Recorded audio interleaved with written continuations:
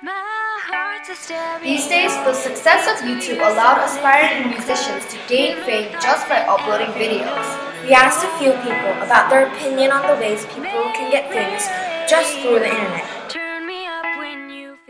But I think that it doesn't really matter because even getting famous through YouTube needs a lot of skill, and YouTube is just one other way to notify people that there's a skilled member of society much faster than the original way. So I feel that people getting famous through YouTube is really good because not a lot of people can become famous through their talent, but there's a lot of talented people out there.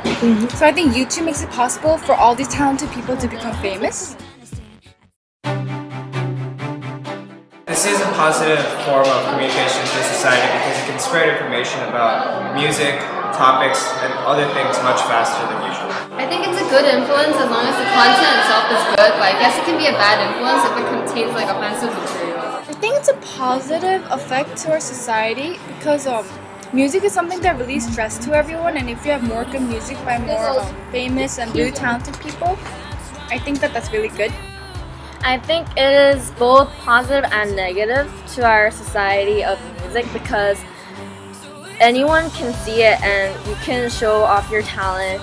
Negative part is that anyone could criticize you about anything you do online.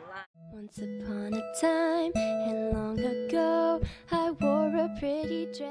As you can see, there are many different opinions regarding YouTube and its stars. However, there is no doubt that these talented musicians are getting attention from all over the world. Thank you for watching Tiger News.